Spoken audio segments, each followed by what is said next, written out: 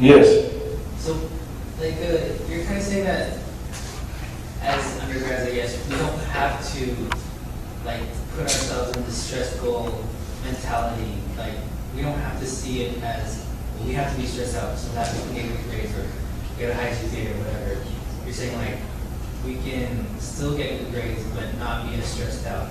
But for your experience as an undergrad, weren't you kind of in our shoes being stressed out and that kind of motivated you, I guess? What I'm trying to say is, don't you think stress kind of pushes people in sometimes positive directions where they're able to do things that they wouldn't normally do? I guess. Okay, you're bringing a very good point, which is good you brought it up because I wanted to make that point, and probably I would not make it if you didn't remind me. Same discussion, as you know, I like to bring up many times in front of my students. I had a student who came, I was actually remembering the day, I was walking towards my office, just about 30 meters away from my door, and a student of mine next to me said, but I believe, and my parents tell me, that a certain amount of fear and stress is necessary to be able to be motivated. And I looked at him and I said, I'm sorry, because you believe a lie. And you are in a trap. You are on the bottom of a pit. It is a very big misconception. It's a lie. It's a disease to believe such a thing. I would say to you, try to work towards the goals that I told you tonight, to have the love of your dream, the love of your goal to be the motivating factor instead of fear and stress. And start working about eliminating your fears and your stress to be able to accomplish your goals and to know what your goals is. Because you're under stress and fear, you don't even know what your goal is. You have the wrong goal, most likely. I would never accept this kind of philosophy, which unfortunately a lot of us have been trained to think. Because wherever you go, you see this kind of thing, you say, well, it's normal. Without it, I cannot work. No, it comes to me all the time, myself. Don't think that I'm a teacher to you. You're a teacher to me. You're reminding me a truth that I always face every day because I'm in this world. Always I have the temptation to be stressed out. But I know if I allow myself to be stressed out, the only thing that will happen is I will not accomplish as much and as good what I'm going for. If I meditate, pray, whatever you call it, stay alone, find out what I'm doing, incredible results are happening. The things that I want to accomplish, boom, beautiful way. Incredible strength, incredible joy, incredible breakthroughs through the wall. But if I allow myself to believe that lie, which is around the world, that I must have some stress and some fear in order to be motivated, I don't do almost anything. I crawl like a worm on the ground. No, never allow yourself to believe this.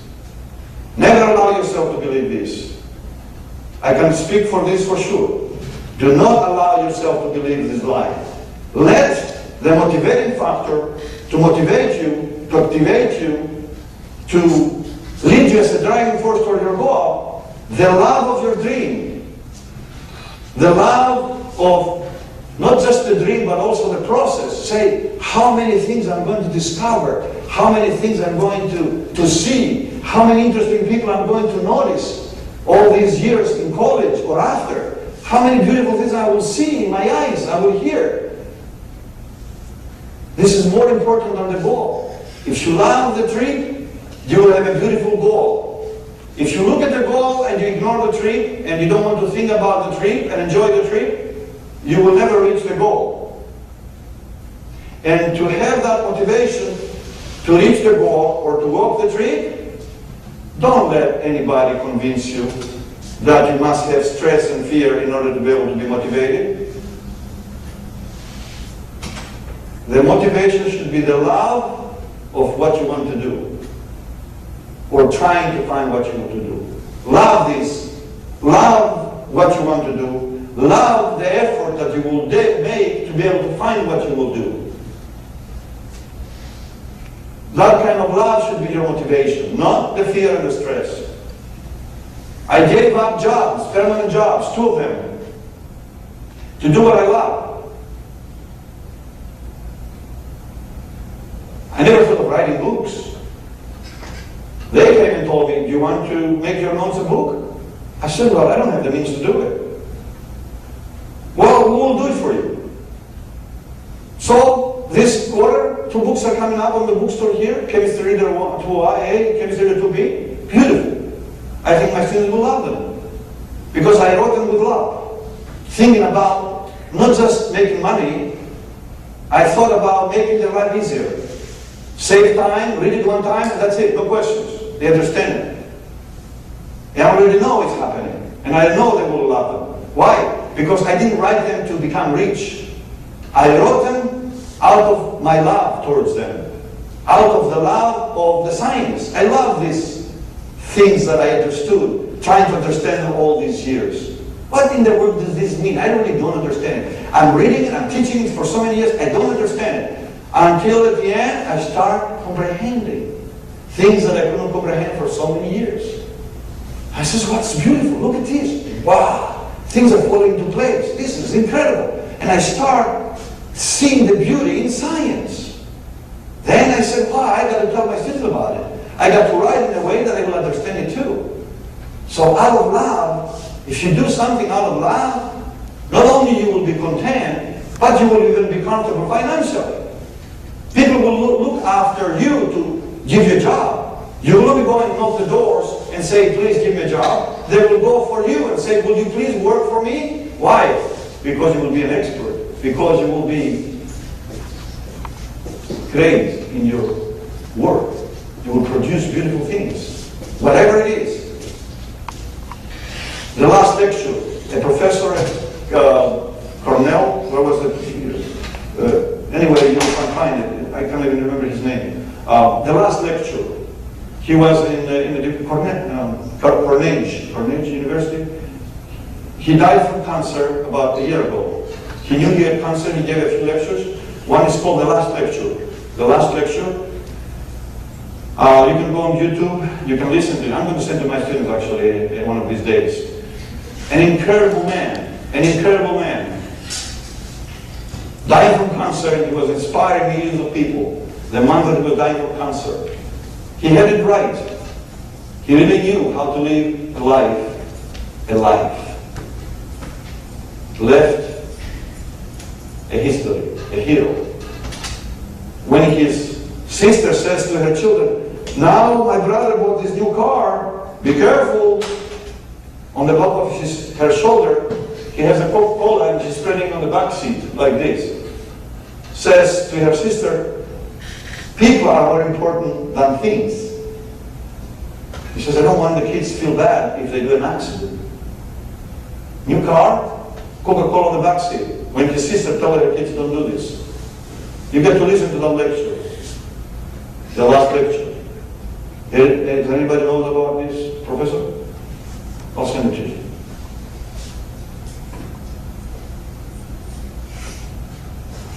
Think people are more important than things. If we deal with things and we ignore the people.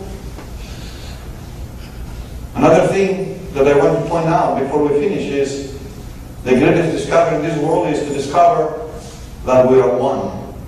Someone said in the past, there is unity in everything, in the physical realm, in the spiritual realm. We cannot ignore this. As long as we ignore this truth, we're in a big trouble, as individuals and as a society. You see, take a tree, right? I breathe in, the tree breathes out. When I breathe out, the tree breathes in. Me and the tree is one in the physical realm. I cut the tree, I kill the tree, I die. Who? Scientists. Which scientist can deny this truth? No one. It is the same thing in the spiritual realm. I put you down, I bite you, I criticize you, I make you really feel terrible. Guess what? It's not only you who dies, I die too. Because we are one. That's the truth. In the physical realm, in the intellectual realm or mental realm, or the spiritual realm. We are one. And it appears that in this planet anyway, most people of us, we have not realized this truth. And because we have not realized this truth, we are destroying everything. From trees, to mountains, to rivers, to people. We are destroying everything because we have not seen the unity. We have not realized we are one on everything. So please think about these things. If not for the sake of others, you have not come to that point yet, at least for your own sake. At least you. You to be good. You to be content. You to be happy. You to be alive. You to be free. To fly like an eagle without chains. You. If not for others, at least you. Because if that happens to you and you become free, other people around you will become free. There's no doubt about it. Any other question? Because if you don't have any questions, I will probably close it, this discussion. You're here to ask questions if you want. That's what I'm here for. I don't mind to stay another 20 minutes. It doesn't matter. Another 10 minutes.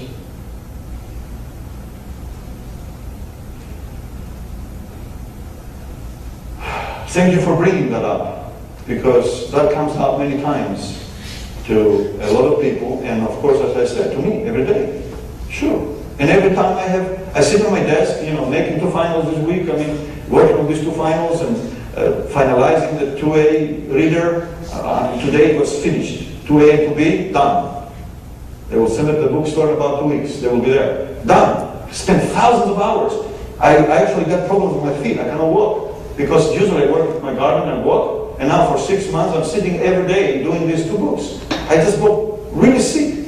And I always am thinking, maybe I should need this. That thought comes, right? I need to be a little bit stressed, otherwise I will not do this. No, it's a trap. Relax, go and take a nap, meditate, pray, whatever. Read your beautiful book. Spend time with nature.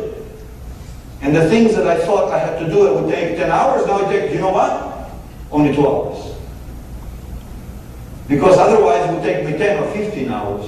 Because I will be sitting there until 2 o'clock with stress. I got to finish this, and do work in 5 hours from 10 o'clock at night until 3 o'clock in the morning or 2. In these hours, 4 hours, I would do 10 times more work. Or the same way I would say, I would do this work in 4 or 5 hours in half an hour. But because of the stress, I'm sitting there and I press myself to finish it. Just go, take a walk, take a nap, sleep, get up, and then do the work in half an hour instead of 5 hours. And that happens to you guys as students, I know that. Because of the stress, you're sitting there and you're looking at the problem. I gotta finish this, and your time goes by, 3 hours go by, and you could have done that in 15 minutes. Or half an hour. Instead of going to sleep, take a rest. Instead of being stressed and destroying yourself, 3 hours you will be sleeping and having a good build up your stamina. You see? That's what stress does.